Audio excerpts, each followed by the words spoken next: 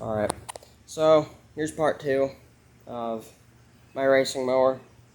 I had to strip it all down and put an axle on it, put some pillow block bearings on it. It's right there. So it's got pillow block bearings on it to hold this axle, and this axle is from, I think, Go Power Sports. It's like $50 for that axle.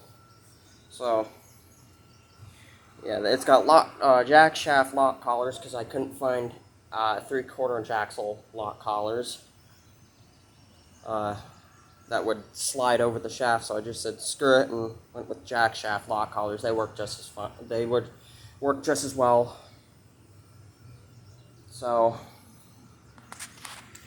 I tried putting the clutch and a belt onto this pulley back here, and it just fries the belt because I think the gearing is too high.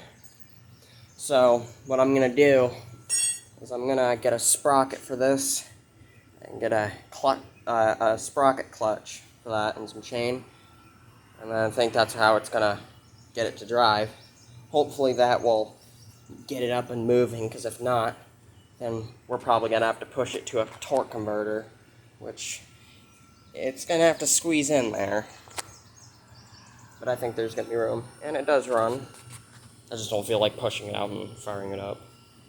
So I had to take that tire off of it and put this one on. This one was good. It's just the plastic, nylon plastic, whatever you want to call it, wheel bearings, they were totally fried on it. So I just knocked them out and replaced them with some used ones, and it works just as fine. It's got some water in it, so that'll give it an extra 5 horse. And this thing will be a rocket.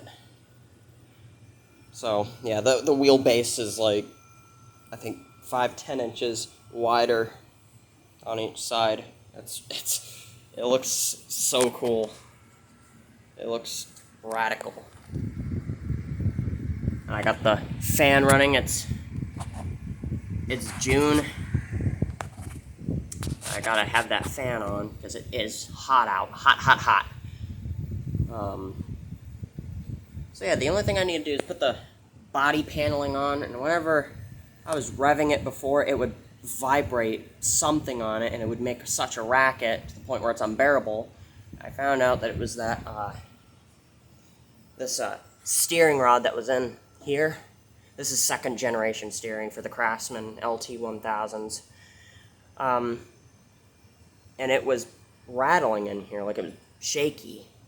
It wasn't too shaky, it was just a little bit shaky. Which I figured this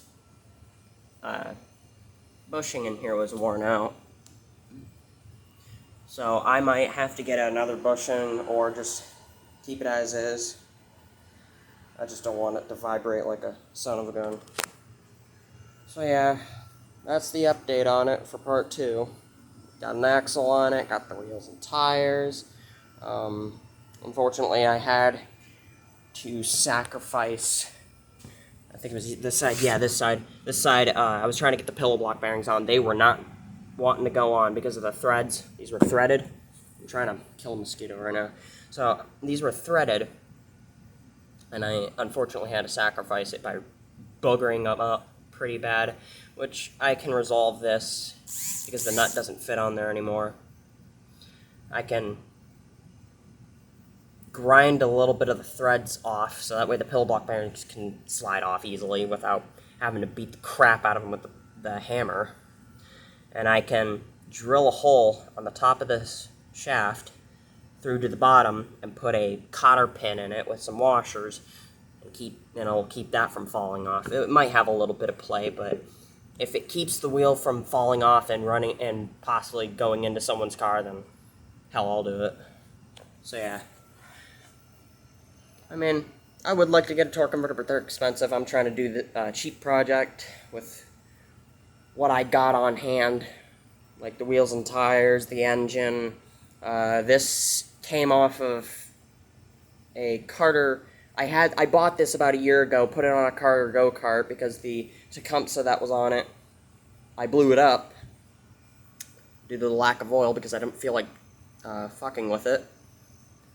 Because it was just so worn out to the point where it just had a bunch of blow-by and losing compression, so I blew it up and replaced it with this 6.5 Predator. And I had to throw away the go-kart because the frame snapped. It finally gave out and snapped. I beat the hell out of it.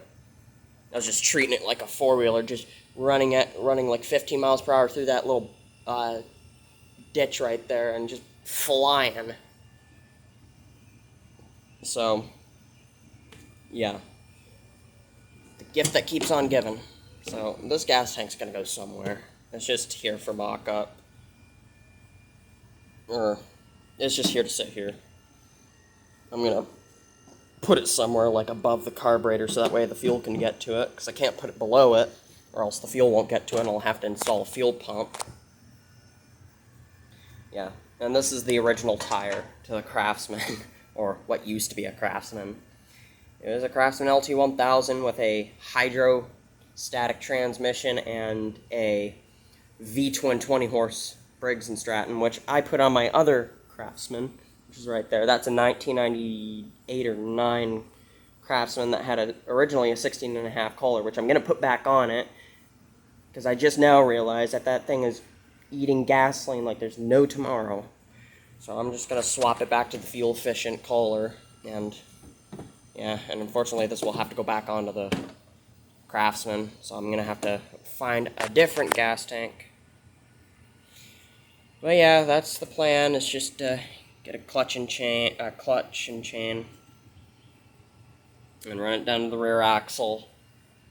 And I'll probably have to grind out a spot here for the chain, or just put a pulley right here to keep the chain off of this bit right here, because when I mounted this, this side had nowhere to mount to, so I just took some of this,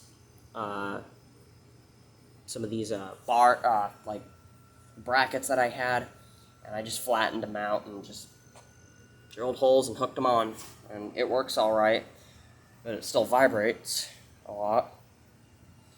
Well, not a lot, but a little bit, which won't hurt you. Yeah, I had the way I rerouted this, because I wanted a seat that could go over this, like maybe one of those old 50s or 60s, you know, elbow seats where there's an elbow bracket right here and then the seats are right on top of it, you know. And I was gonna go for that type of seat, but I have nowhere to mount it to. I'm gonna have to find a place to mount it to and then get that going, and then I gotta get a gas pedal, find something to weigh down the front end, because there's no weight on this front end, and this front axle, or front end, used to I'm using a new tongue, so I can't pronounce it well. It articulates side to side, so that way it can go over the terrain easily. But what I did was there was a bracket that held in the deck mounts right here on both sides. I took that out and just tightened it up as tight as I could get it without snapping the bolts, and it does not articulate anymore. It is straight as can be. So the reason why I did that is because if I'm going at a high speed and I make a corner, it's going to tip over, because this side's going to rock, and it's just going to lift that end up and possibly flip this over. I mean, I know it's got a wider wheelbase in the back, but I'd want to be safe than sorry. So yeah, that's the update on it. Hope you guys enjoyed.